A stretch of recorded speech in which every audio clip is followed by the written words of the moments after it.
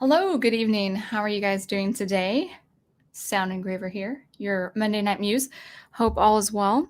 And of course, as always, we'll just start the stream with how is audio? Is audio good? I think I've got my mic configured. I can't really hear me, but I think it's just having the AC on and all that good stuff. And we'll just go ahead and wait until my YouTube loads up. Can you guys see me and hear me? Because it looks like I'm going on live, but my YouTube is not. So just give me a thumbs up if I am live. That would be great.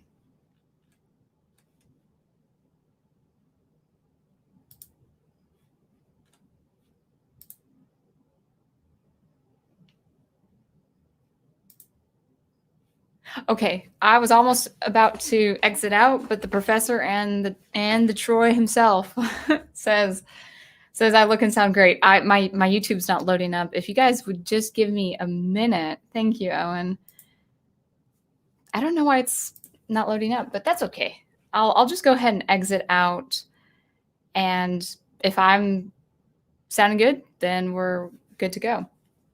So I just wanted to start this live stream with just a bit of a not really warning, but just a bit of disclosure. After I posted my stream, I started feeling under the weather. I feel a little bit better with some food and some, vitamin supplements and all of that. So I'm fine now. But in case I just don't feel too well toward the hour or something, we might have a short stream. And because of that, I won't really go in depth, with musical analysis. I actually didn't have time to do so much notes. And in fact, this is going to be impromptu. So this is going to pretty much be a casual conversation based on, storytelling and musical composition and what parallels we've been seeing with rather poor storytelling and how I can draw the comparison bad harmony with poor storytelling. So it's going to be a pretty casual conversation, and I'd love your input. And we'll go ahead and take it away. So before I begin, I was curious. I noticed some people did look at my demo this afternoon. I didn't want to do OBS. I just did not want to do OBS. The sound quality on StreamYard, unfortunately, is really poor. And I didn't want to show my musical examples even on like a SoundCloud page. So what I did was I just did a quick video right before my lessons, had a demo with a couple harmonies, the Disney New Hero harmony and also the Disney Classic Hero harmony. And I got some feedback. It looked like I had a few comments where you guys did say that the second harmony was much better, and there is a reason for that. So before I touch on that, we'll just go ahead and welcome the chat.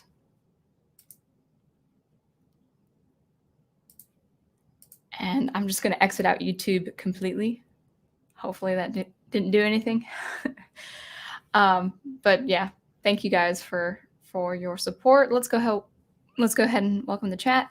Now I think Troy was he was first, but Professor Geek is on board, and he says, I've been waiting for this all day, especially after that video on the juxtaposed harmonies. Yeah, and I only did one thing differently, or I left one key element out, and we're going to draw on some comparisons with the new Disney heroes that we've seen, the heroes, the heroines that they've chosen to write in the last few years. Tripicelli says, born perfect yesterday. The most anti-feminist message we could feed the next generation is of girls, for posturing them for the lifetime of failure and disappointment. Yeah. Like, I'm not really into politics, of course, on this channel, but it's almost kind of hard to avoid these messages when we're talking about good storytelling or poor storytelling and all of that. So I will be as gracious as I can, and I do want to speak with kindness and all of that, in case opinions may vary. But yeah, it's a very interesting message to tell girls on this message of empowerment by inserting already perfect characters. because no one's perfect. And so we'll talk about that. It should be good. And Wolfton with his greeting. He just had to get it out of the way. And we have Logan. Welcome. It's good to see you. Hope you've been well. My internet here in Rochester isn't too great, so I haven't been able to listen on Mondays. Oh, yeah, I'm sorry that you haven't had very good internet lately. I'm still at school this evening, so I might be able to catch a bit of the stream. Well, that's cool. You'll have to remind me, are you finishing your master's? I couldn't remember where in your education you were, but I thought it was second year master's or something. Oh, well, it's the new academic year, so let me know what you've been doing. And if you're still, well, I think you would be pursuing music composition. I will say that this is not going to be an in-depth analysis for music composition. In fact, I'm going to use some very general concepts for people to latch onto. And Owen Lister says, hello, chat. And Big Al Presents is in the house. And Annette Pacelli. I didn't recognize you because I don't know where your picture is. I want my Netter picture. Oh, wait a sec. I was expecting Netter's network. Oh, I wonder, is it because of your computer that we're not seeing your channel name?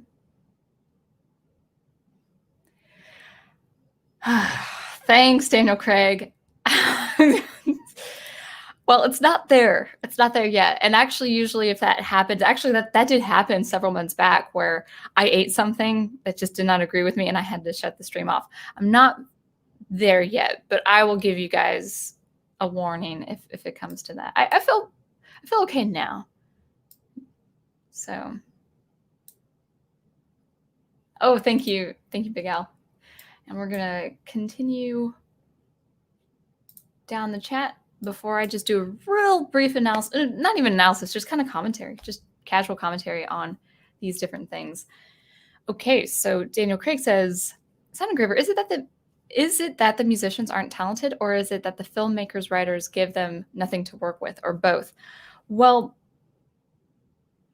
I think we're seeing a trend of mediocrity. And so I'll give you the music example that I showed on my demo. It's about 3 minutes, 3.5 minutes. And you're more than welcome to refer to that and come back to the live stream if you haven't heard it. But yeah, I think, we're seeing mediocrity in writing, but I actually do think the themes are intentional, whether they're good or bad. I think these themes that we're seeing with these all perfect characters, these all perfect protagonists that have no issues and no conflict and all of that, I think it's intentional on some level. I can't imagine a whole studio of people and all these producers and all these writers in Hollywood. I can't imagine that they totally have the wool over their eyes and they're just kind of going out. It's like, oh, everything's great. You just don't miss the mark so easily, especially when people, this new Mulan movie is just getting bombed, just bombshelled with these negative reviews from all over, whether United States or even in China. I've seen these different channels that are just providing some very, very insightful commentary on how badly written this new Mulan film is. And if you saw my last live stream, you know how much I love the original Disney classic. I think I was 10 or 11 years old when it came out, and I was just obsessed with the story. And the story still holds today. And the professor was just amazing last week on his pre-show Tuesday on why we need these archetypes and why we need these traditional themes. You can be experimental with the story, but you have to hold fast to these traditional themes. Kind of like with music composition. It's not to say you can't be experimental with music composition, but there are general ideas, general principles that pretty much support, but dare I say guarantee, a good piece of music. And we'll talk about harmony.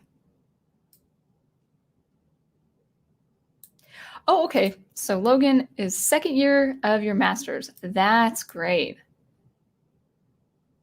Are you are you in person? Are you doing in-person sessions, at least with your instructor, or are you doing everything virtual?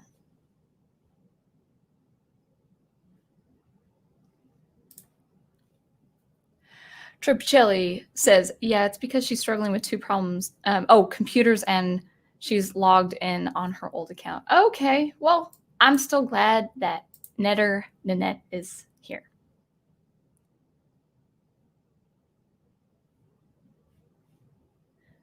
Okay, so, Aged Boomer, yes, Aged Boomer is here. I listened to your stream. Nice work. I really like your commentary, and looking forward to more of your geek news on Sundays. I can listen to them on Mondays, and it's something to look forward to.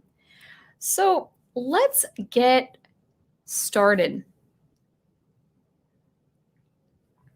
I did see that you guys, some of you guys, whether it's on the Professor Geek Facebook page or on my YouTube channel, you listened to my demo with the two harmonies, the new Disney Hero harmony, the first one, and the Disney Classic Hero harmony. I labeled those tracks, and from the few bits of feedback that I got, most of you did like the second harmony, the Classic Hero harmony.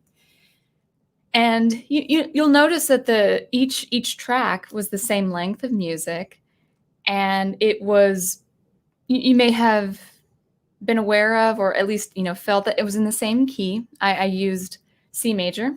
C major is just a perfectly fine, adequate key to talk about these things. And I really only approached it doing one thing differently. And we'll touch on this with the stories and storytelling with protagonists. The difference that I set in motion with the two harmonies is that the first harmony, the harmony for the, we're just going to call it the 2020 harmony, the Mulan 2020 harmony, and that is, it was just all the chords, most all the chords except two chords of the C major, without the chords involving the leading tone. So I left out the leading tone. Now, I know if you're not into music, or you can't read music, it's generally the leading tone is this. The leading tone is the tone that wants to go to the tonic. It wants to go to that nice tonic chord. So in the key of C, C is the tonic. C is that note that is the most present. It's the strongest. C is the strongest in C major.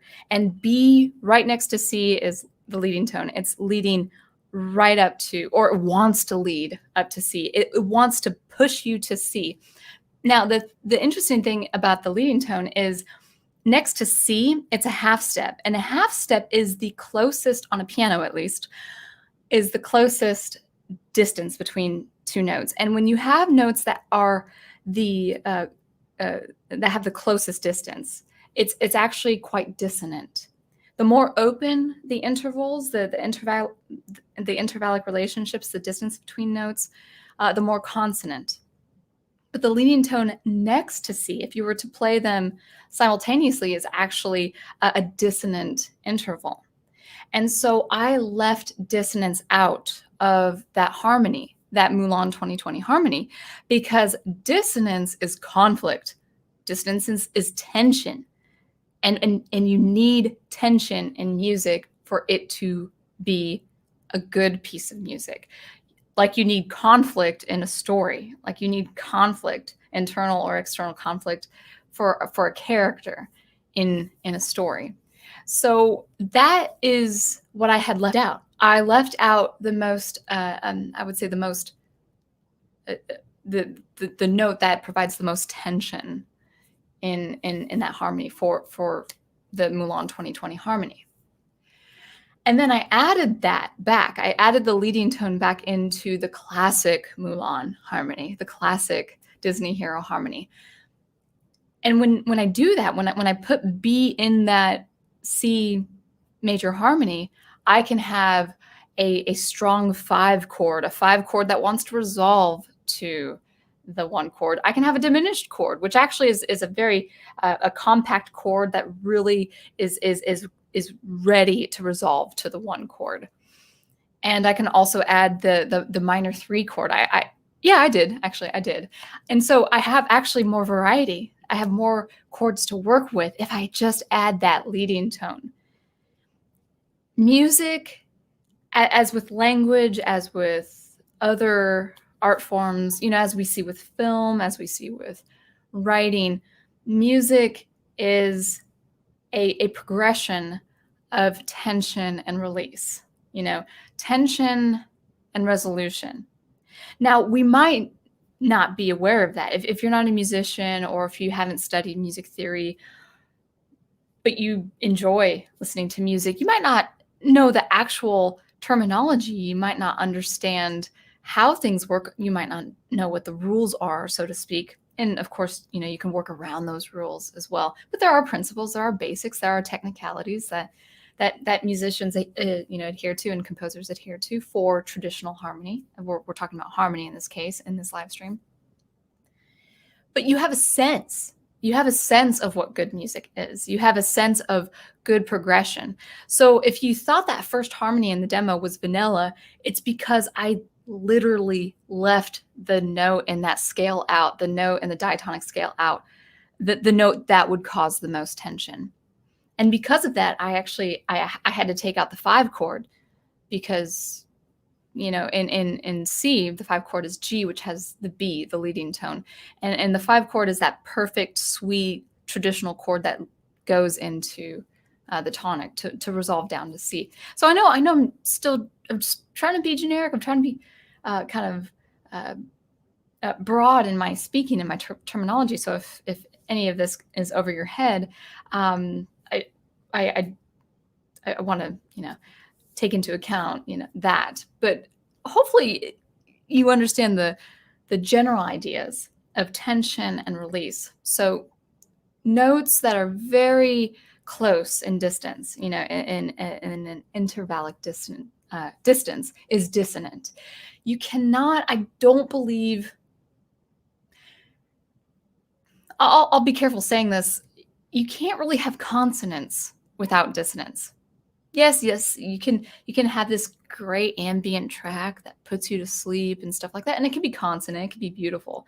But to understand the actual meaning of consonants, the actual meaning of open, pleasing sounding chords, being very generic right now, pretty basic, but something beautiful against something ugly or jarring. And I'm saying this in very basic terms so that people say, well, no, I love the minor second interval. It's not ugly. No, it's not. I'm just trying to use, general terms for an audience. I think I just lost my train of thought for now, but it'll come back. But yeah, that's pretty much what I did was I took out that tension. I took out that tension in the harmony, the Mulan 2020 harmony, and all I could work with were the 1 chord, the 4 chord, which I love. I worked with the minor 6 chord, which I also love. I worked with the minor 2 chord, which I also loved. But I couldn't use the 3 chord, I couldn't use the 5 chord, and I couldn't use the diminished 7 chord. I couldn't use enough chords. So that's probably what you heard going back and forth. Like, okay, that's nice, but it's not interesting. There's no tension. There's no tension. And they were block chords. It wasn't anything musically dynamic. Like I didn't use suspensions. I didn't use non-chord tones. I don't even think I used non-chord tones for the classical hero melody, the classic hero melody. Yeah, so hopefully that made sense. You need tension before the release. You need that dissonance before resolving to that consonance. And whether you're into music or not, whether you compose music, are a musician, most people have an understanding. They just have a general sense. It's almost inherent. They have an inherent sense of good music following this consonant dissonant relationship, following this tension, building up tension and resolve. We see that in film. We'll see an action-packed, suspense kind of scene, and then we need a little bit of breathing space, a little bit of breathing room to understand maybe more character development or something intimate happening between a character, a couple characters, maybe a character, an idea, and then we go back into the action. That's good pacing in film. So it's the same relationship. It's synonymous, that same parallel with music. It's all synonymous. All these art forms have these basic principles for good narrative, objectively good narrative. And so I think that's all I wanted to say as far as my harmony, unless you guys had questions. But then actually, I do want to just have a casual discussion on what's happening to these protagonists, these Disney protagonists. And also, I'm going to probably throw in some life application with me as a violin teacher and what I see with students. So remind me of that. I'm getting my energy back. Hopefully that makes sense.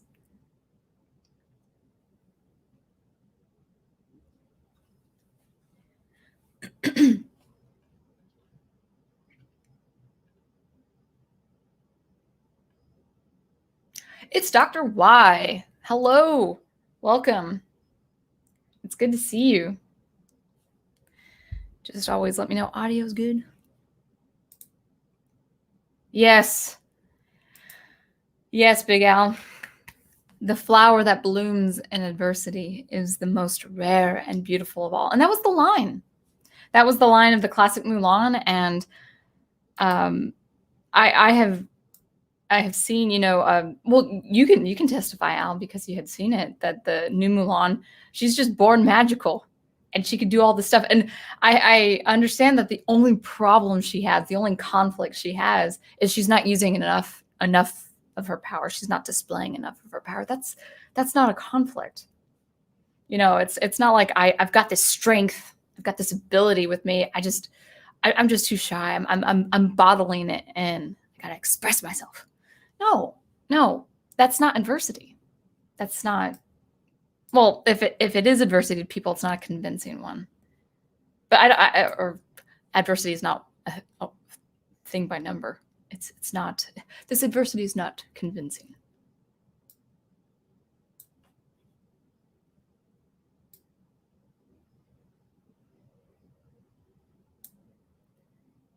Dr. Y says, so does that mean 2020 Mulan is an example of Disney's cognitive dissonance?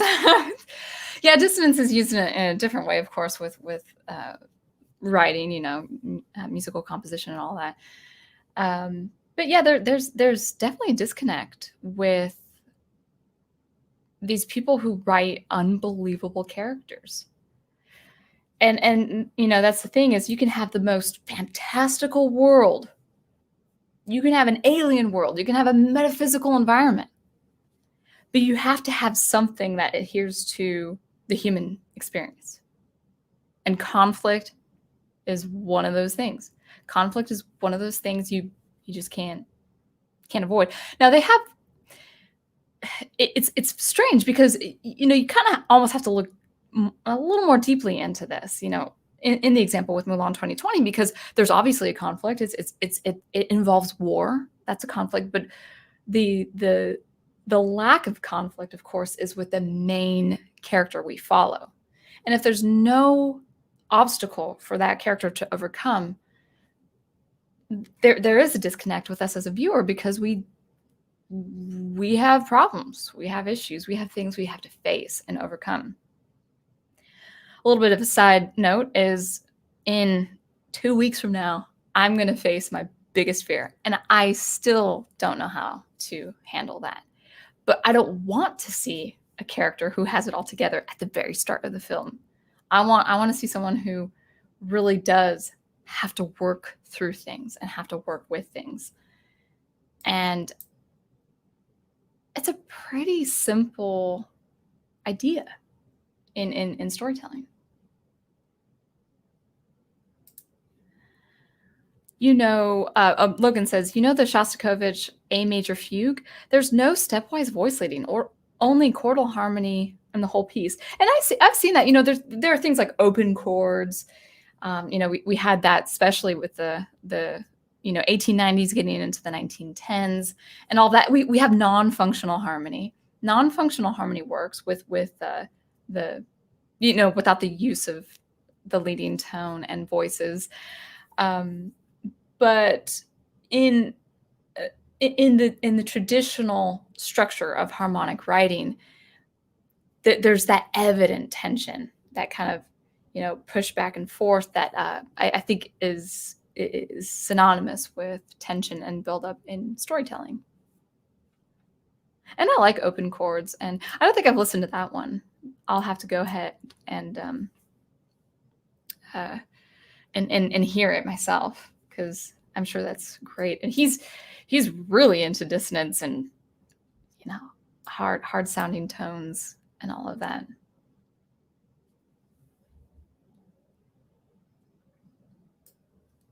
I see. Oh, Netter's Network is back. Okay. I see Netter is saying hi to everyone, which is awesome. And hi to everyone.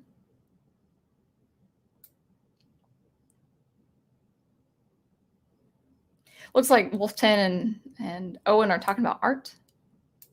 But Aged Boomer has something for me. Can you name any popular music that you feel has dull harmony? Popular music. Well, you're kind of asking the wrong person, because I'm not the best when it comes to popular music. And the popular music that I listen to is progressive rock.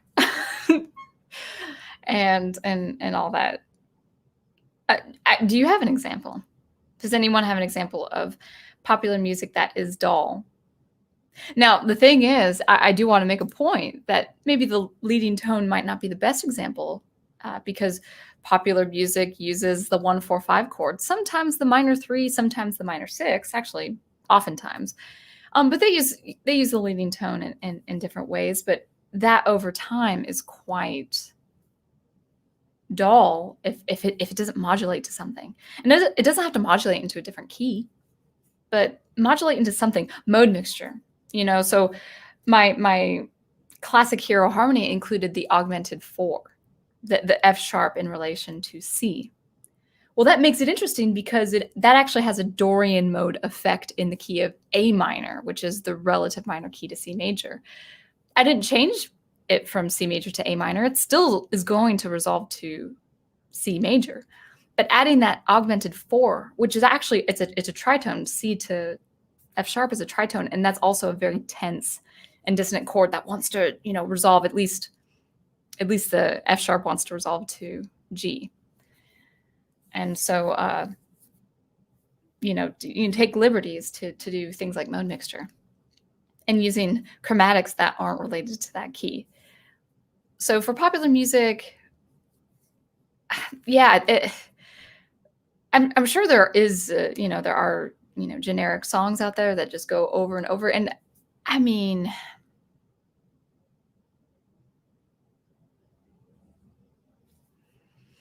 I'm not a fan of Frozen's Let It Go, but apparently it's a huge hit. But yeah, actually the popular music that I listen to is like Stuart Ham, bass, and or Alison Krauss in the Union Station, I don't listen to artists who might have that kind of regurgitated harmony, even if the sound effects are cool, even if they have a good voice. It's just not my thing to spend time on.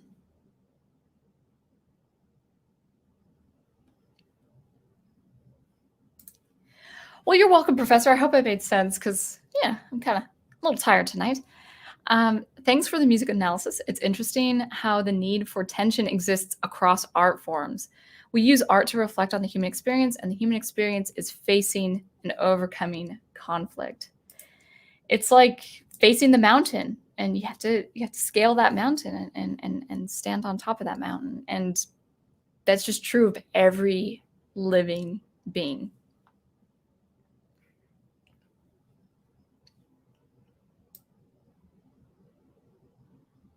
I see a lot of commentary on art. Well, I mean, Dr. White, I don't know what Disney music you're referring to. I think Disney music, from the soundtracks to the songs, especially in that decade that was the 90s, actually is pretty good. Pretty good songwriting, also pretty good soundtrack. I mean, I love, you guys heard me gush about the Mulan soundtrack last week. It's a great soundtrack. So if you guys don't have anything else, I'll just kind of wait for comments. I feel like I'm skipping people, but please tag me, say at Sound Engraver, because it looks like you guys are having, an artistic exchange. So as chat is loading up, let's just talk about the problem with the perfect protagonist.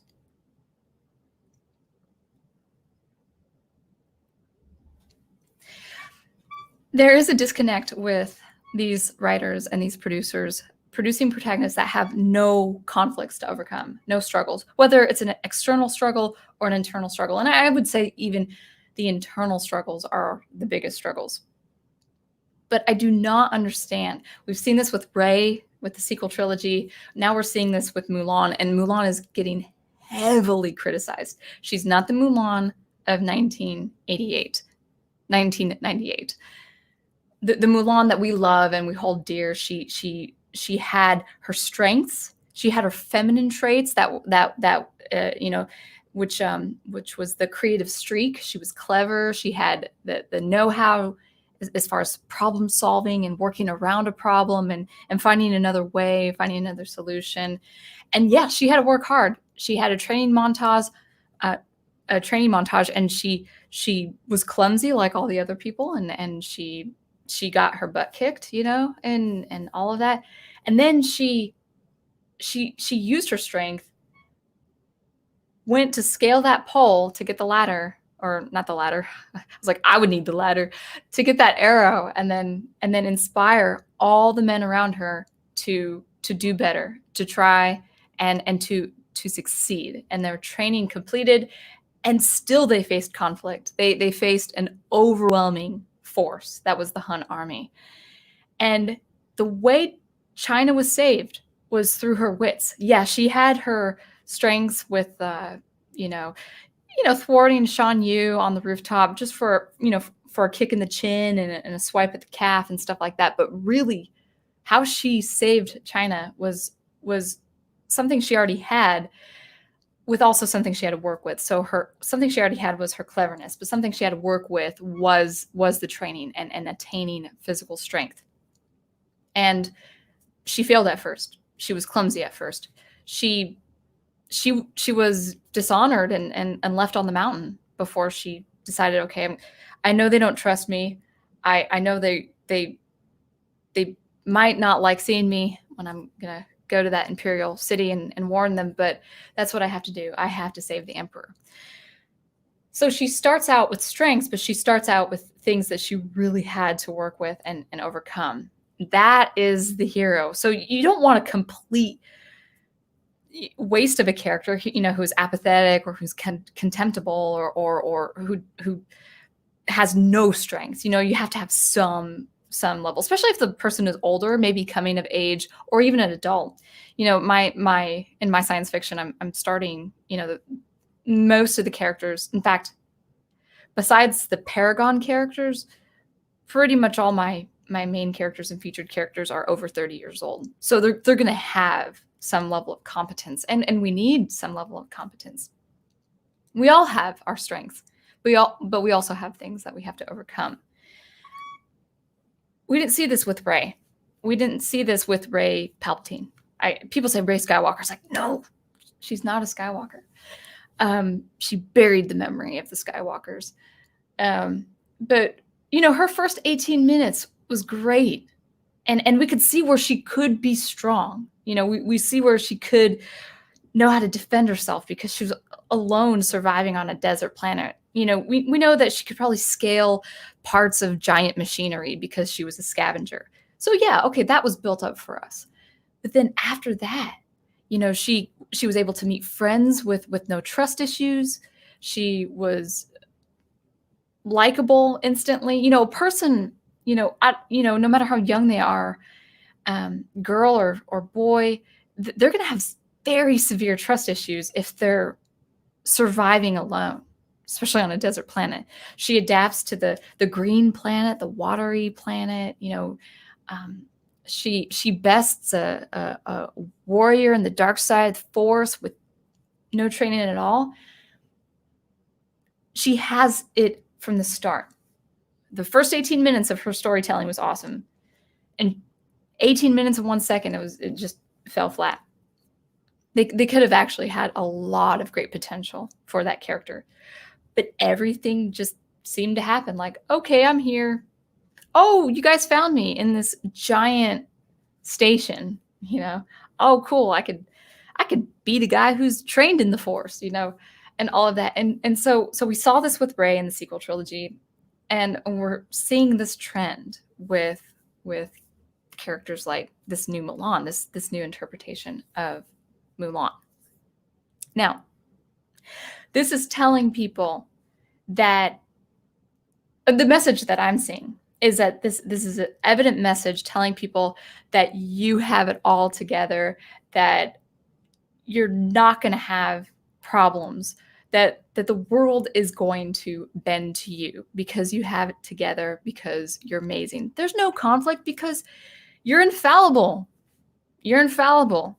And if the world does not bend to you, that's the world's fault.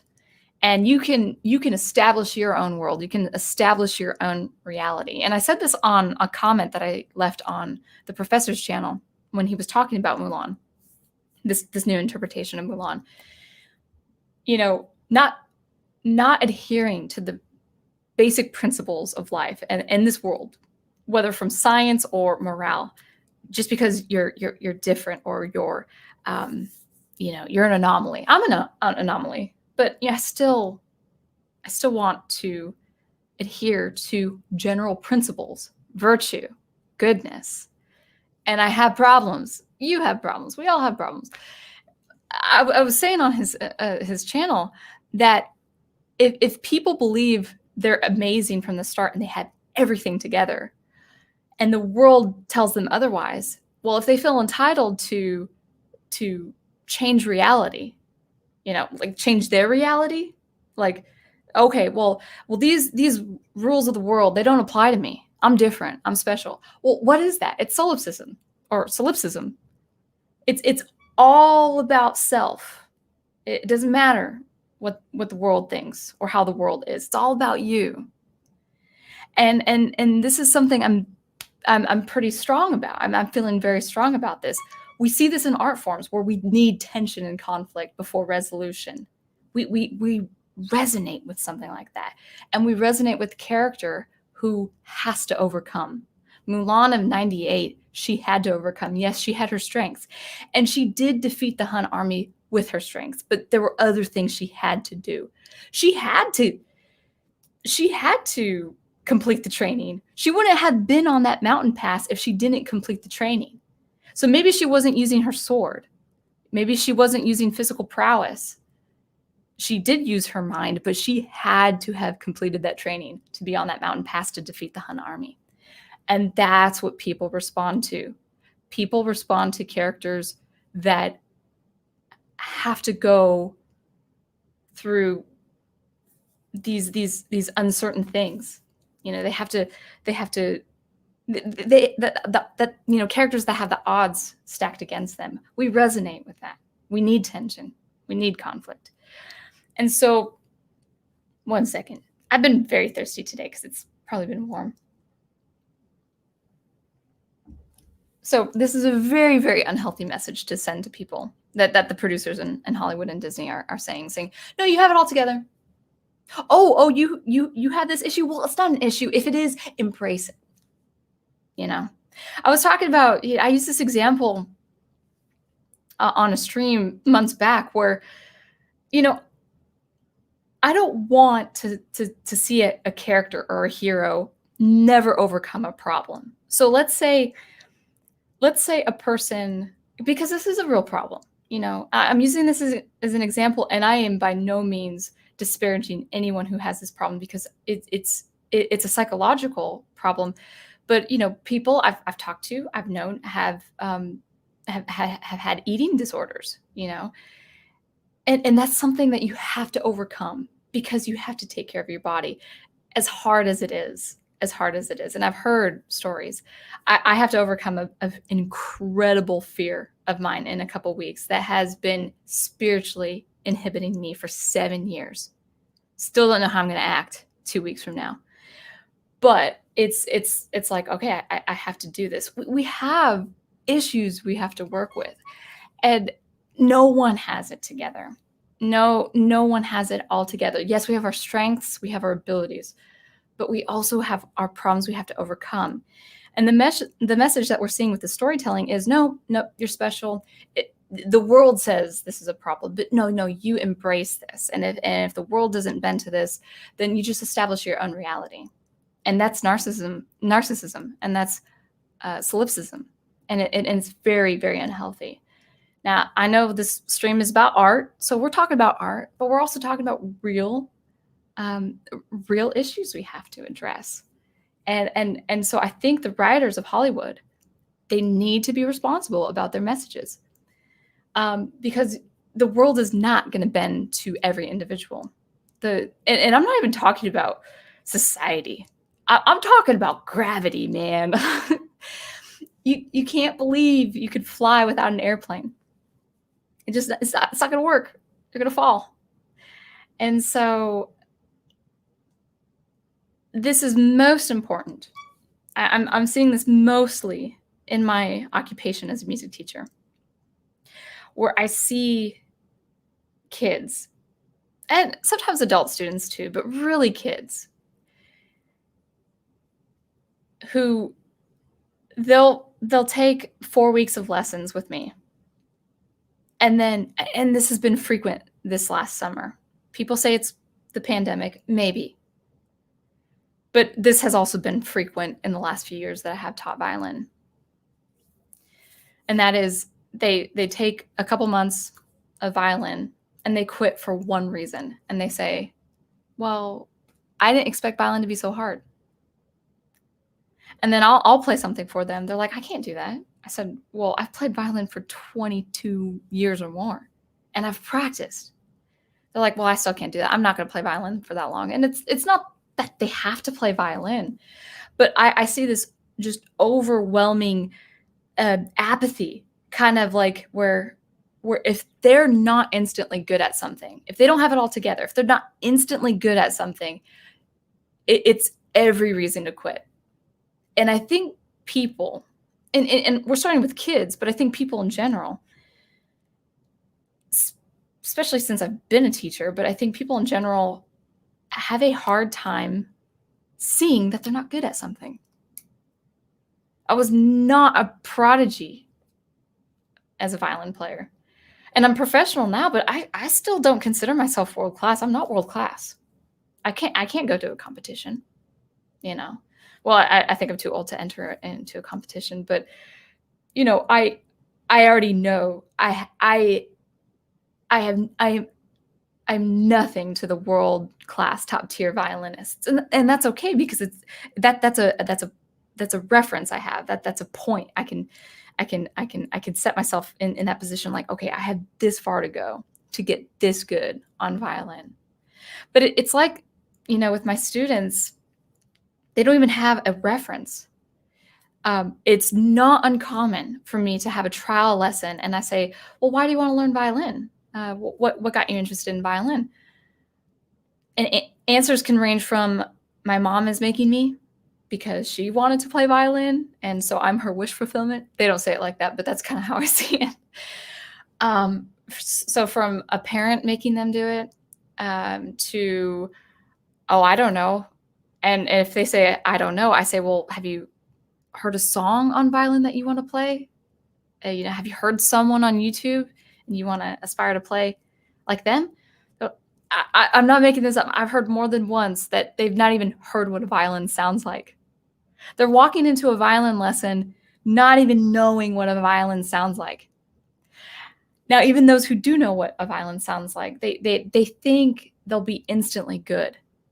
Now, violin, every musical instrument is hard. Every musical instrument is very, very difficult to learn. But violin in particular, you have got to do at least four things, coordinating like 4 or more things simultaneously to produce a violin sound.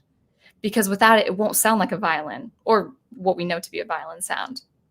So, the gimmick is like, well, oh, Michelle, like you do violin lessons. Aren't you tired of the cat scratching? And I'm like, no. You know why? Because I give them all the technique in 4 weeks and under to get a violin sound. Now, yes, it takes upper body strength. Yes, it's awkward. It's a block of wood. It's like 1.5 feet of wood on your shoulder. You have to hold the bow like this. I think that's right. I can't gauge it. Yeah, there it is. It's not comfortable, and you're going this way and you're going this way and the music's going this way, 6 pieces of input your brain is taking in simultaneously while trying to have enough physical mechanics and motor cognition to get a violin sound. Now, piano is hard, but I always recommend piano as your first instrument because you press a key and boom, it sounds like a piano sound. I'm saying all of this because Hollywood and all these writers, they're saying, no, you're special like you are. Yes, you're unique. You're a miracle. But man, you've got to work hard. You've got to work hard to be a master at something. You're not instantly good at everything. And I see kids so discouraged, kid after kid in the last 3 or 4 years, be so discouraged that they find that they're not good at violin. And if they're patient with me, I give them all the technique so they can be good. But the message that we're seeing in Hollywood is like, no, you're fine as you are. And so when you actually have something tangible, something you feel, like a violin on your shoulder, if a kid comes in the room, thinking they're the hot shot, and I put a block of wood on their shoulder, I make their hand and their arm go up like this, and I make them go like this, and I have them drag the bow without my help, they know they're not special, at least with music. And I think that's really important in our culture, especially in the United States. I think it's so important for kids, yes, for our younger generation, but for anyone to get a music class, get an art class, or be involved in a sport, because people need to know that they don't start out masters. It is very much the truth when you hear that saying, to become a master, you must do 10,000 hours. I think the math is, I could be wrong on this, and someone do the math for me if I am wrong, but if you did an hour a day, and to get to being a master of your craft was 10,000 hours, I think that's 27 years. Excuse me. So you might as well do 5 or 6 hours a day. I could be wrong on that math. I don't know. But anyway, I'm going on a tangent. Now I'm fired up. I don't feel sick anymore. I don't feel like I have a headache anymore because I'm pretty passionate about this kind of thing. But that's my message. That's my rant. That these protagonists that come out perfect and they start out with everything, handed to them. They're not going to last. They're not going to last in the public conscious. After 10 years, these characters are going to be forgotten because they're not human. People have stopped making characters who are human, and you don't have to be human. You could be a horse. The characters can be a horse. They can be an alien. But they have to have the human experience for the human being to understand and resonate with them. So that's my tangent. Let's go ahead and welcome the chat. No, I'm just kidding. Let's look at the chat.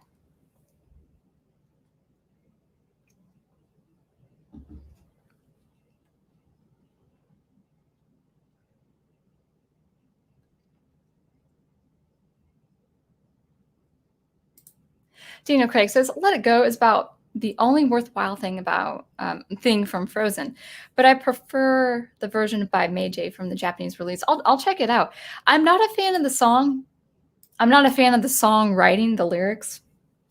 The message is not my cup of tea. I don't believe in the message that that song is about. But it's not even that well written, and as well as lyrics. And I think if I'm right, I think they use a keyboard, like kind of a cheap sounding keyboard in this. And I'm all about orchestration. You know, I'm about using, and you can use electronic instruments, of course, but not something that sounds cheap. You don't want a cheap sounding instrument. I'm not talking about a nice Steinway Yamaha piano. I'm talking about something that sounds thin and it sounds cheap. You know, when I listen to the song, it sounds cheap, and the visuals are stunning. I love the visuals, but you know, put that next to something cheap sounding like a digital keyboard. That's not even a good digital keyboard. It just doesn't jive well with me. Oh.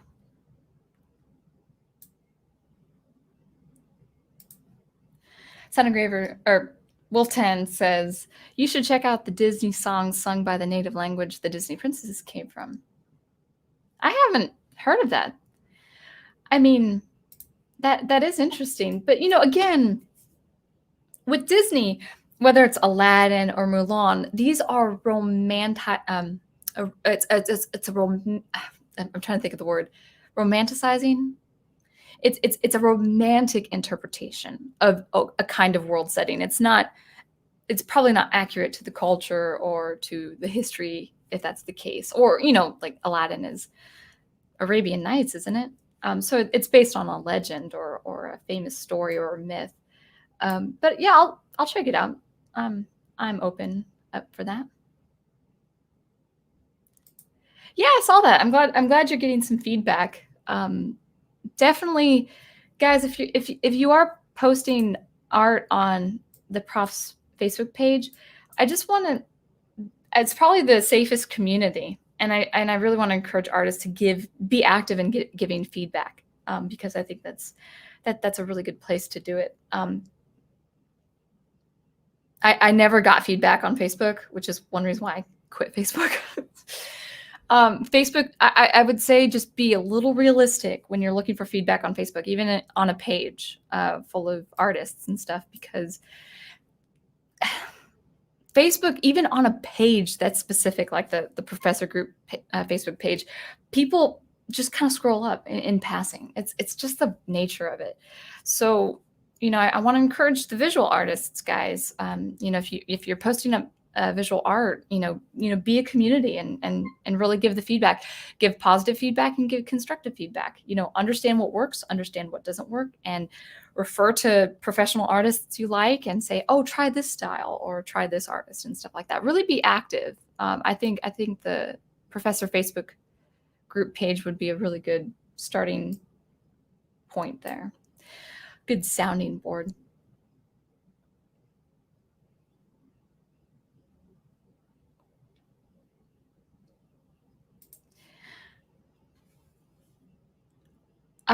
I have no idea what that means, Dr. Y, that TLDR version. Keep it appropriate. I have no idea what that means. I've read this version of the original Mulan story. Disney changed a lot from the legend in the first movie, but it was a good change that added to the legend. I thought it was a ballad. Wasn't it a piece of poetry? I don't know though.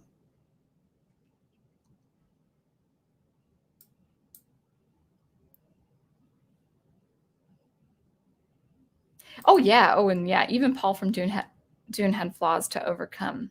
You know, and he's very mature for his age because all his friends are these older mentors, but he still has a kid type personality because he's questioning things. You know, he's curious. You know, he wants to know the truth, and he's finding his way even in his young age.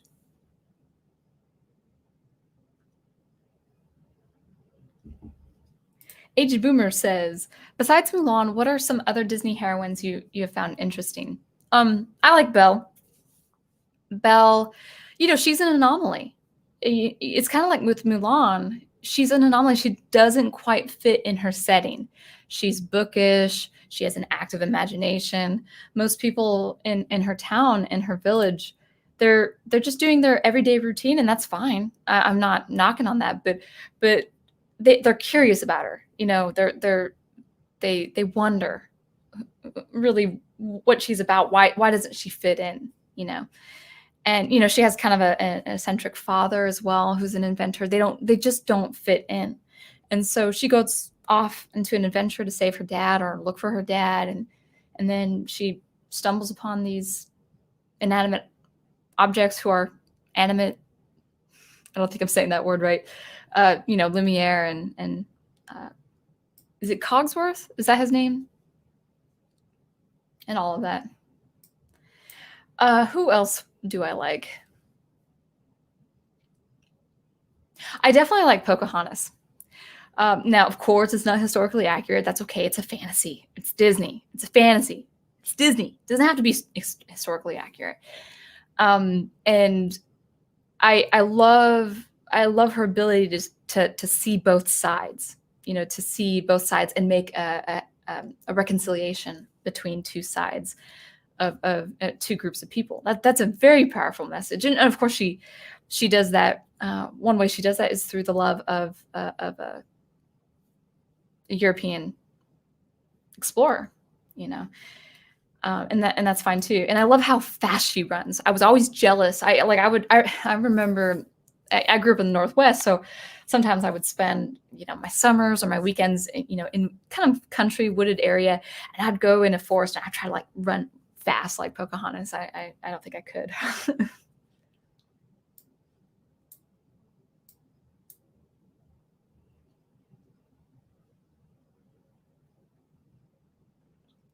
Dr. Y says, Rey is a Kenobi from Mandalore. That's my headcanon, and I'm sticking to it. That's good. It would have made more sense. Maybe kind of a cheap route to take, but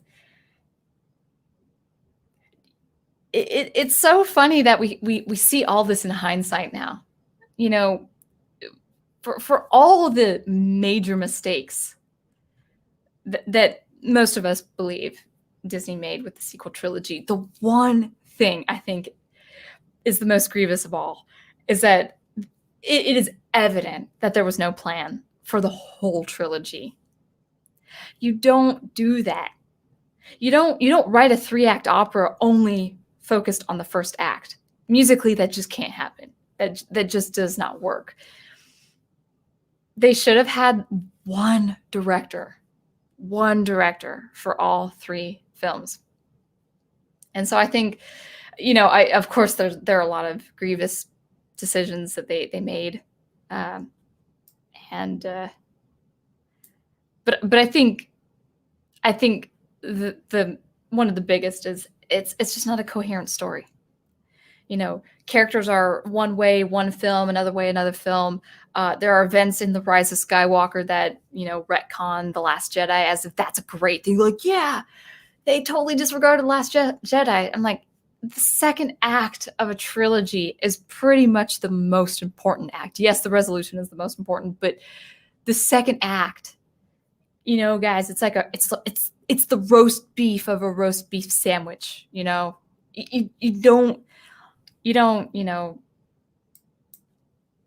you just take the second act and fix it for what you can do. What they should have done. The one thing I was hoping they would do after Snoke was killed was for him to return as an even more formidable part of the Force. And then Luke Skywalker taking him on while Rey took on Ben or Kylo, whatever his name is. What was wrong with making Snoke this terrible incorporeal force? That would have been awesome. But anyway, I take the sequel trilogy as as it is. It's a failure. Don't try to reboot it. Don't try to retcon it. Don't try to do anything with it. Just leave it. Just leave it in the garage. That's all you guys got to do.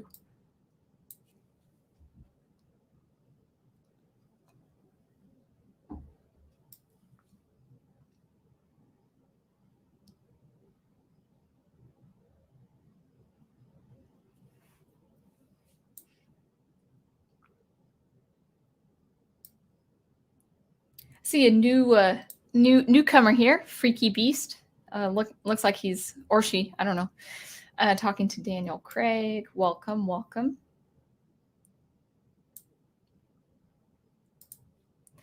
Sound Engraver says, I can't, no, I'm Sound Engraver. Daniel Craig says, Sound Engraver, I can't stand that sort of apathetic attitude. I remember hearing that in martial arts all the time when people would marvel, well, I can't do that. My opinion is, was always I will. Yeah, it takes practice to be a master. You can have the most innate musical abilities. I sung in perfect pitch when I was 4 years old. I remember my mom showing me a tape cassette of me and my sister singing to my grandpa, or with my grandpa. He was singing and doing guitar. And I was thinking, man, and at 4 years old, we were singing total perfect pitch. Now, that didn't make me a master of music. I've been doing music for over 2 decades now. And I'm a professional, and I feel like I still have a long way to go. But I'm at least a professional. But even with natural abilities, you still have to work it. You still have to do it. Logan says, I feel like the thing about stories like this is that it sells more tickets. It's more so good movie making than bad storytelling. But actually, that's the thing. And actually, this is part of the community here, Logan, is visually, aesthetically, maybe it's pleasing. I mean, there were some world building scenes in Mulan, the new one, that looked really great. I would have no problem with that kind of world building. So visually aesthetical like that. But actually, as it is with this community here, and also other communities of YouTube that talk about storytelling and good writing, unfortunately, it's not good movie making when the storytelling isn't good, because the storytelling is the narrative. It's really the shape of the whole thing. I'm trying to think of a musical comparison that I can make, but you can have awesome sound design. For instance, Last Jedi. The Last Jedi has the most amazing sound design. I love it. Well, okay, maybe someone would like to debate me on that, but it's actually really, really good. Visuals, the throne room scene, I will say it again and again, it just has the most beautiful red and black contrast I've ever seen in a room. Visually, The Last Jedi is just gorgeous. Sonically, aurally, the sound effects are just fantastic. I love the sound design for that movie. But that's all it could hold up to. And it won't be, that kind of stuff won't be remembered if the story is not remembered, or if the story is remembered poorly. Now, there is a group of people who really do love the sequel trilogy, but it went too experimental in that it actually, by experimenting, it actually uprooted what had come before. See, the thing is, Logan, you might be interested. Richard Carpin, he's a professor of composition, but he's also, he had just finished his term as director of music of the School of Music at the University of Washington. And I remember seeing an interview where he said, people think outside the box. People always talk about working outside the box, experimentation. And he's an experimental composer. He works in computer music. And he's done a lot of cool projects over the last 10 years or so. But he was saying, people keep telling you to think outside the box. Well, actually, no, just make the box bigger. That's good experimentation, where you're actually pushing the boundaries, you're pushing the lines, but you're not uprooting what's come before. I think people have this idea that experimentation is only uprooting what has come before. So if what has come before does this, you just do the exact opposite. And that's not experimentation. It can be. That can be a parameter of experimentation. but it's not the one thing. And in fact, a lot of these demonstrations, like Last Jedi, uprooting the whole heart of the story of Luke Skywalker, for instance, that's experimentation that does not work. And yeah, that's all I have to say.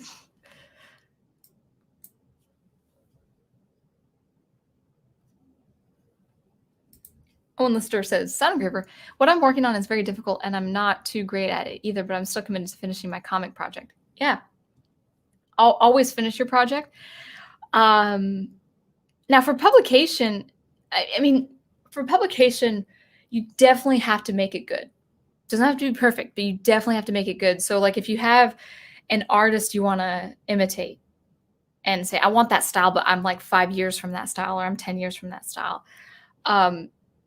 That's where I would ask if that's where you want to do. So, for instance, 6 years ago, 6 or 7 years ago, even when I was a student at the university, I was not ready to publish any of my music. Now I do publish music. I do release my music. I have the quality to do it.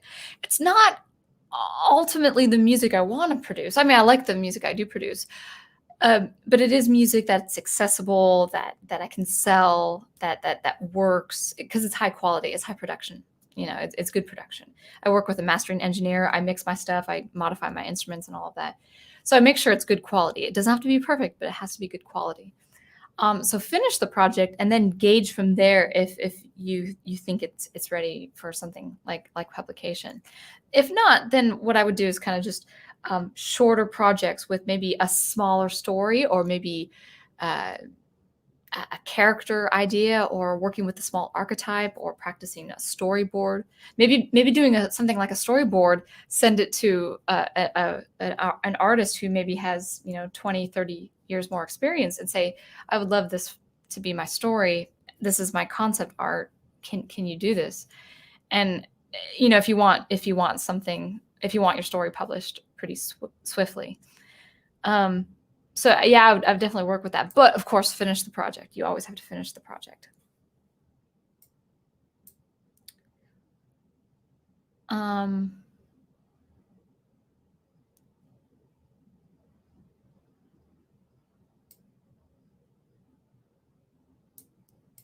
Owen Lister says, Sound Engraver, this is the issue I have with Disney's believe in yourself message when it comes across as selfish to me.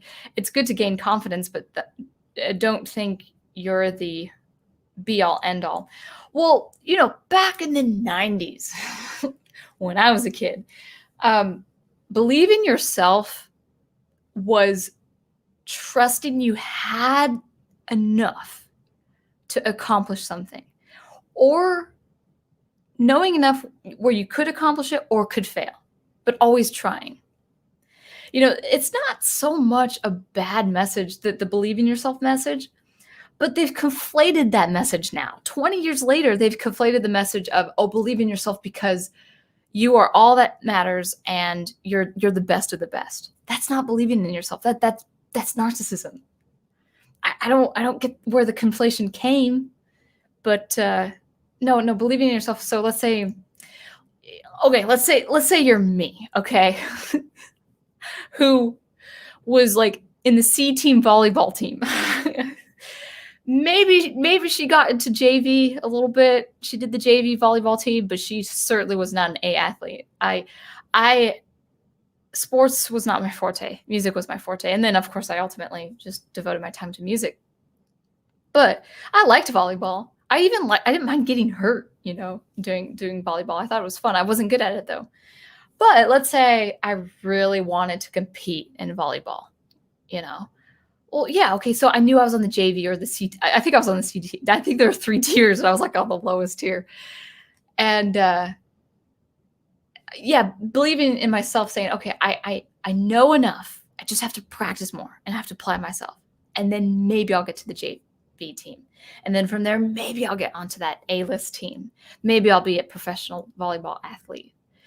That kind of confidence is good. And that kind of confidence is something you need to see and need to work with and experience. But no, like this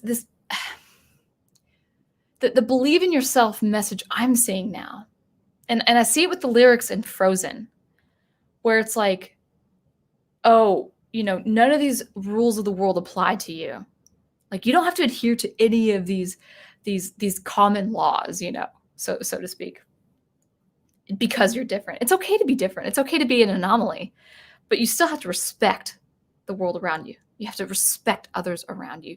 Maybe they do. Maybe they. Maybe they are afraid of you. Maybe they're not really sure about you, and that's fine. People weren't sure about me when I was growing up, and I'm a Christian who loves experimental electronic music. Man, I'm different, and I definitely felt that when I was in my 20s.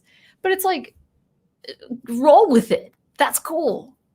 People don't have to understand you. That's another thing, guys. People don't have to understand you. You don't have to understand me. And we have to respect each other and work hard to serve and love people. But this idea, like, oh, you don't understand me. Okay, fine. I'm an artist. I don't expect people to understand me.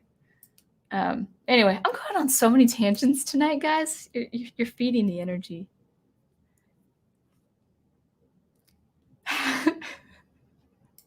Thanks, Netter. That's awesome. Thank you. Yeah, if you guys have 2 IPs or whatever it is, yeah, you or 2 emails or something, hit them twice.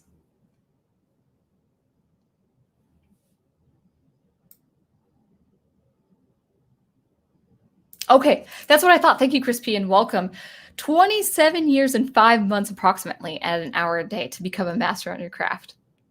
Now 10,000 is kind of an arbitrary number, but the idea is it takes time. It takes time to be a master on your craft, and it's okay. It's okay. I've said it before and I'll say it again. The music I really want to produce may take another 5 to 10 years from me. It just may. It is taking time. I practice every day. But yeah, it takes time.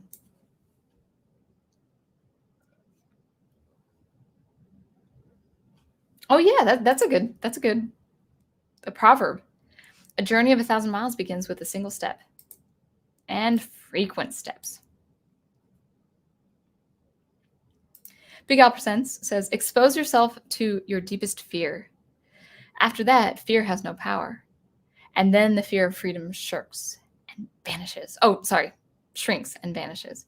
You are free. Jim Morrison. Wonder if you read Dune. It's definitely good. It's definitely good. Oh, okay. Thank you, Troy. So Disney heroines singing it in their native languages. Okay, that should be interesting. I'll definitely check that out. Oh, thank you. See, guys, when you're using these acronyms or abbreviations, I can't keep up. So I'll need as much clarification as possible. My texts, if I text message people, they're complete sentences. And I make sure things are punctuated and capitalized and all that good stuff. Too long, didn't read. Okay. Okay, cool. Yeah, that's great. Very cool. Agent Boomer says, did you see the live action Beauty and the Beast Disney put out a few years back? No, I hadn't. Who was it? There's a music YouTube channel that he was pretty heavy with criticism on the music. The difference between the music used in the live action and the animation. And I could be old fashioned, but I just love the hand drawn animation. And you can use computer animation. I think the Hun Army mountain pass scene is a mixture of hand drawn and computer animation. I think that you should find a blend between the two. There's just something so intimate about hand. We resonate somehow with hand drawn animation because we see even on a subconscious level, we see the work put in. And it's not to say you can't do the same amount of difficult work, or you can't use the same amount of effort for computer, computer animation. You can, but you have to be creative. Yeah, it's easy to take shortcuts. It's easy to take shortcuts because actually, I mean, if you work in code, a lot of code is finding that perfect nesting of code, or copying and pasting if you're like me and kind of lazy about trying to find better ways to code. But yeah, there are shortcuts for sure, but then there are ways to say, okay, how can I use this capacity? How can I use this flexibility of this computer animation software and just go wild with it, So I would say both. I'm not against computer animation. I think it's important, but it's easy to, besides A Bug's Life and Monsters Inc. and like the first Toy Story movie, the computer animation on the faces and the facial expressions actually do really look the same. Now, it's not to say that the hand-drawn animation didn't have that. There were some times where it's like, oh, that face looks like another character in another movie and stuff like that. And they would copy, motion and animation, and we just kind of accepted it. But I don't know. I feel like it's a little bit more present. I don't know. Maybe Up. The movie Up had different facial expressions, or Incredibles. Maybe that was also too. That's right. Because if you do rewrite history, is it history?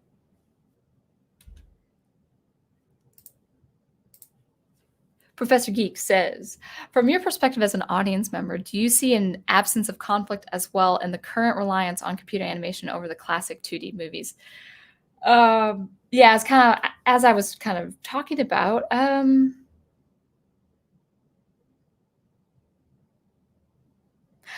don't know. I mean, some of these things that we see with computer animation is really nice.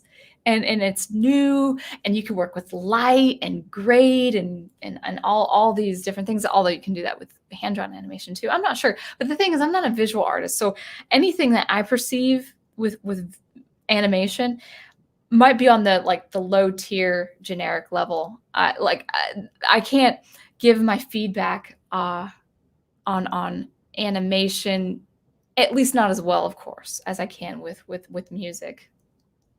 But if computer animation is like electronic music, you understand the power and the flexibility and the processing power and the capacity, and you can understand, whoa, there's so much I can do with this software. With SuperCollider, for instance, you get higher fidelity, so 64-bit fidelity for audio processing, and you could do just an amazing amount of things on SuperCollider. It does take a lot of work for me to get into that because I'm not a programmer. So I still feel like there's so much for me to learn. But with electronic music, you could still adhere to the traditional process of craftsmanship. You could be experimental, but you don't have to go the cheap way out. Because I think people, even if they're not musicians or composers, I think people can understand, like, okay, sure. And it's very easy. It's very easy to do very poorly written musical composition with electronic music because the sound is great usually. Sometimes these pieces of software like Logic Pro, I love Logic and I do all my own instruments. But something like you could buy these massive libraries, these electronic libraries, or I don't, or orchestra libraries and stuff like that. And things can, especially with electronic instruments, things can sound really cool. But a cool sounding instrument does not make a good composition. I've learned this from experience. You can have the coolest sound in the world, a sound that excites you, or even better yet, a sound that excites me. And if I cannot produce a good piece of composition, that sound does not matter. It's cool, but that's all that is. So yeah, so electronic music has a huge capacity, just a huge, enormous flexibility to generating some pretty interesting textures and tones and stuff like that. But if you don't have the composition skills behind it, I think people would notice a person who didn't have the composition chops behind an electronic instrument, compared to a person who did behind the same electronic instrument. They would know. They would know. I just intuitively, like, oh, I think I like this person's piece of music a little bit better.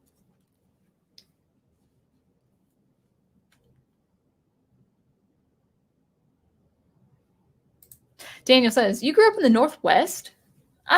You have quite a Southern tinge for that. Well, I mean, I have not lived in the Northwest since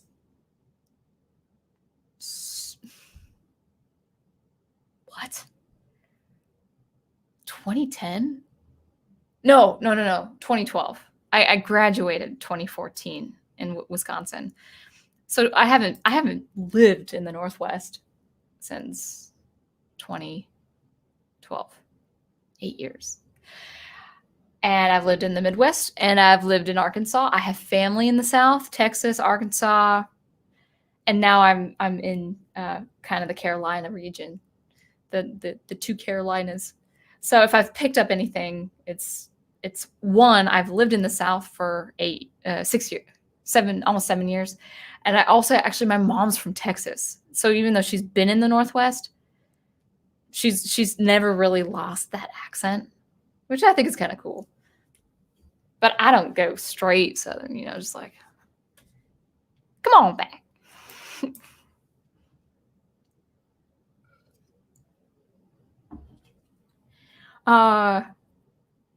Owen Lister, favorite Disney female characters are Belle, Kida from Atlantis. Oh yeah, she's cool. She's pretty cool. Jane from Tarzan. Yeah, I remember Kida.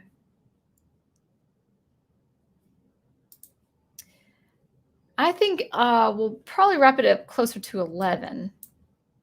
But I love this discussion we're having. Troy Pacelli says, building on what you said about no plan for Star Wars, even a coherent bad story would have been better than an incoherent bad story, the one that we got. And that's true. It's like we see all this in hindsight now. It's like, and that's why people are kind of responding a little bit more favorably to the prequels, because for better or worse, for whatever they did with Anakin, whatever they did with the dialogue, however they did with the execution, at least it was a complete story. It's not a perfect story, but it was a complete story. It had 3 acts leading up to the last part of the 3rd act. Wasn't the best, but it was a full story, or a whole story. Well, how dare you? Oh, well, how about what was the, actually, I wasn't thinking of roast beef, and that's terrible. I'm sorry that you hate roast beef, but you also hate Kalamata olives, or Kalamata? Yeah, Kalamata olives. So I don't know what is up with your palate. What's that red meat? Oh, I'm blanking on that good soul food. It's like that soft shredded red meat. And I'm blanking on that bothers me, but it makes a good sandwich. I don't really eat red meat unless I eat out, which is like once every 8 months. I'm usually a fish eater. Owen Lister says, there's no fixing what The Last Jedi did. It was its own movie, not really part of any canon in my eyes. Yeah. And it kind of was its own separate thing, because it disregarded what came before, which was The Force Awakens. You just don't do that in any story or opera or book, Imagine imagine reading a trilogy like that. Reading a trilogy. See, at least we have the luxury of seeing these films for maybe 2 hours at a time, 2.5 hours at a time. But a book, that takes a lot longer. That's not good. That would be worse. But books, I really don't give past 50 pages, and I think I'm being generous. If it does not get me by that point, I close the book. I don't like to invest so much time in a book that I'm not interested in.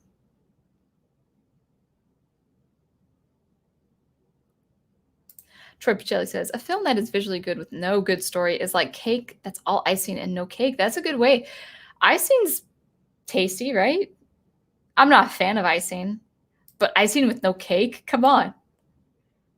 And it might look pretty, right? It might look pretty. Have you ever had that cake icing that is so full of fat? But the one that is the icing, or the not icing, but the frosting that's the worst kind for you. Like, it's pretty much straight up lard. That's the best kind.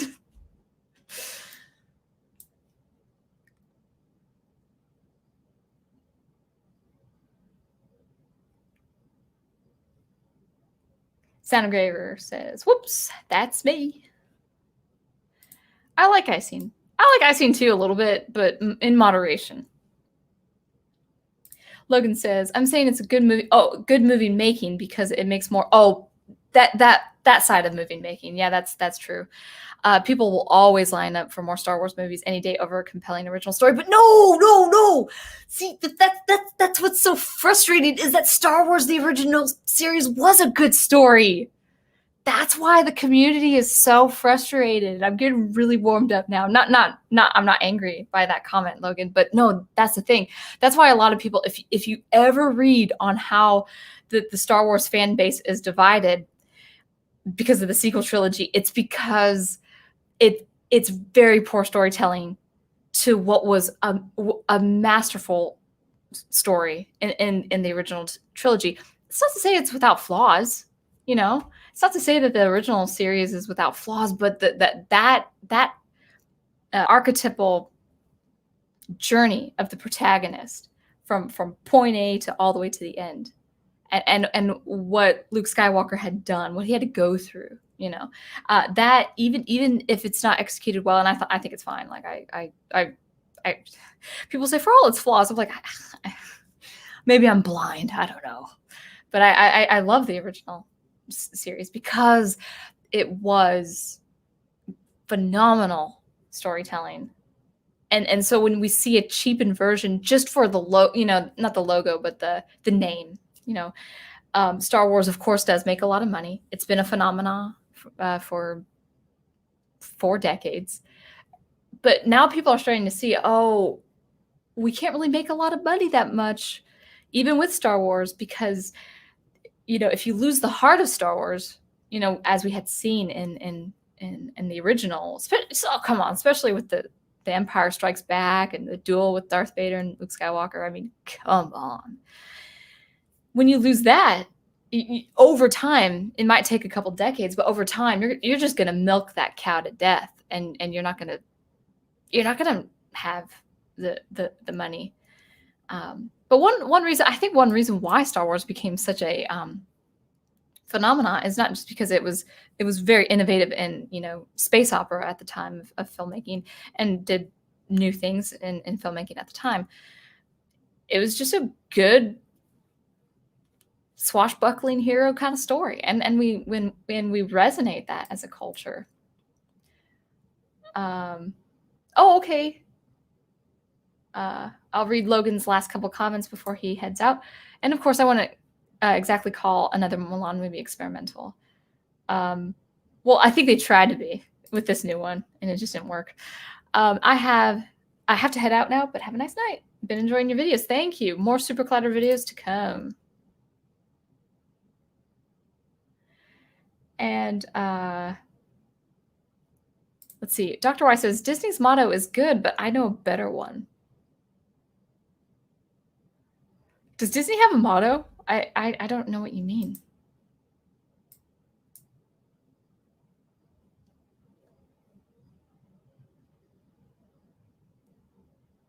Yeah. Owen, if you're not resonating with like new current messaging, it's probably because of faith. Oh, you mean the message of believing in yourself? Okay, that's important too, because as a Christian, we're taught as Christians to rely on the Lord. that he is our strength and he is our shield. And he's our salvation, not just in the salvation of the soul, not just for our eternity, but the salvation of our day, of our not well-being, but our preservation, and all of that. Salvation meaning deliverance. And so when, as a Christian, when you rely on that message, even as a young age, yes, it can be very easy, very tempting to have that believe in yourself, to be kind of almost a mantra of sorts that's not Christian, that's not biblical. So yeah, I definitely understand. I certainly understand that side as well.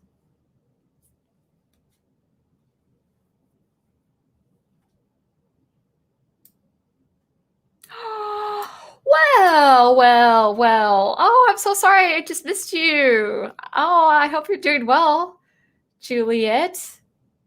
Very good. I won't say who you are in public, but good to see you. That's awesome. Oh, sorry that I missed you. Well, hopefully you caught me saying goodnight to you at the end of the stream. All right, we will wrap it up. It is 11.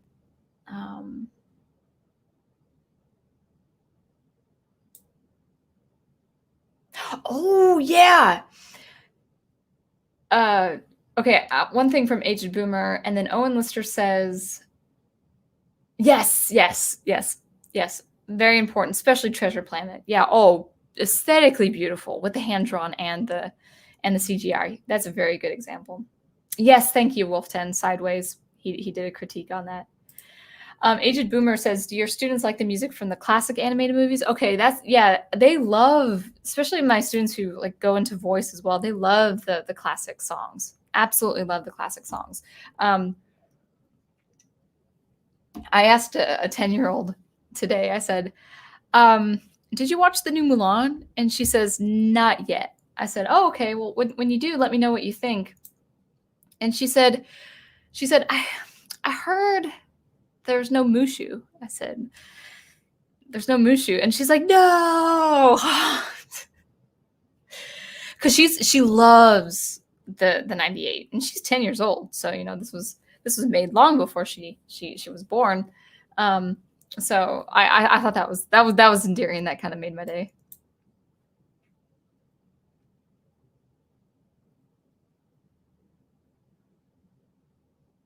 No way. Is that true? The first Disney 2D CGI hybrid was the Big Ben scene in The Great Mouse Detective. What year was that made? I always think it's older than it is. It probably is not as old as I think it is. Excuse me. Daniel Craig says, with hand-drawn animation, you see both the expertise and the flaw of the humans working in it. Yes, even if you can't spot the very location of that, or it's what makes it a little magical. Owen Lister says, Disney was known for reusing some animation of other movies to save time and money, and I've seen that. I've seen that with Snow White and Robin Hood and that. But keep in mind, animation in general is both time-consuming and expensive, and you can imagine how time-consuming it is with the hand-drawn as well.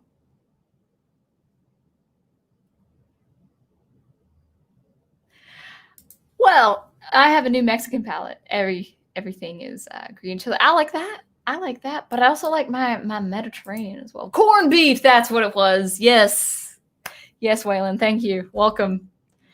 And I love asada. Yeah, but corned beef. Is carne? Is that carne asada? Is that corned beef in Spanish? Asada is, I think, isn't it? Oh, asada is steak, right? Al pastor, I think, is pork, but I can't remember. I can't remember my awesome, authentic truck Mexican food menu. Oh, I love those.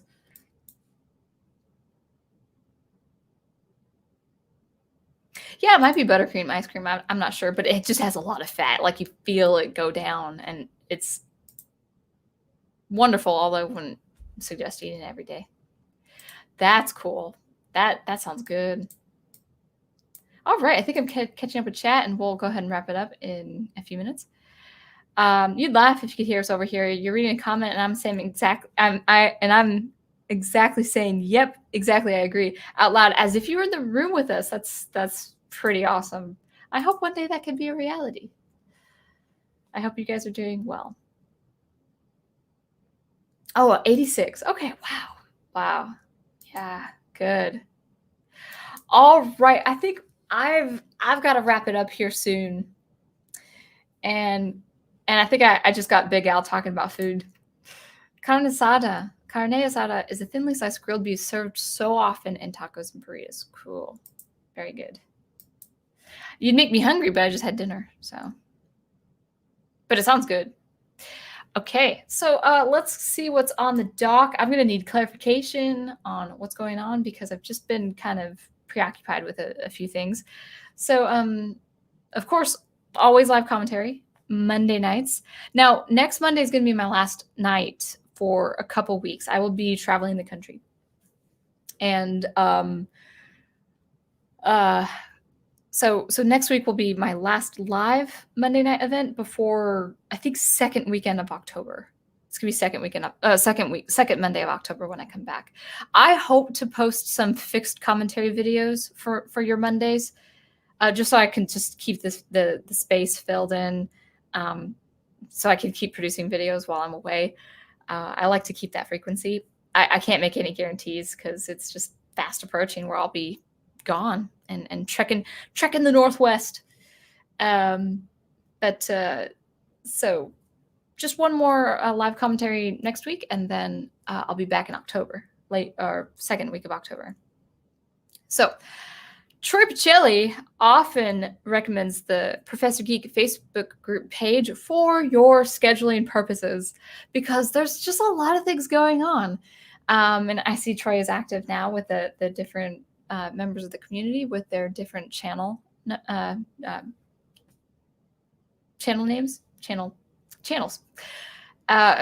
I'm just going to kind of go over just like a general sweep. We've got, of course, our rewatches on the Professor Geek channel. I don't know the film. I've taken a break from the rewatches myself. So as far as any clarification, Prof, or anyone who knows what film isn't it the creature from the lagoon, the deep, something to do with water, I think. So we have that going on 10 p.m. tomorrow night on the Prof's channel, probably a pre-show before. We've also got the book study Dune on Thursdays at 10 p.m., also probably a pre-show before. We've got rewatches going on Saturday nights, and also I think rewatches going on Sundays, if I'm correct on that, guys.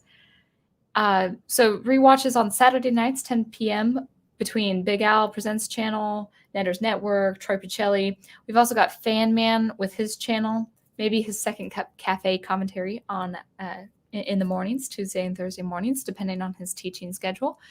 And then also, now you can see my ears are kind of burning, so I'm putting the cups to my temples. And also he's doing the Friday Night Frights, the more horror-oriented rewatches there.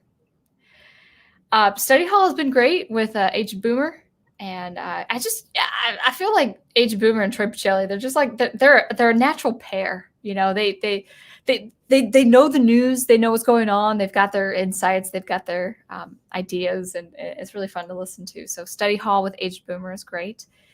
And I would say, guys, as Troy may have mentioned, I thought I heard him, I caught him mentioning this, maybe rewatch or something.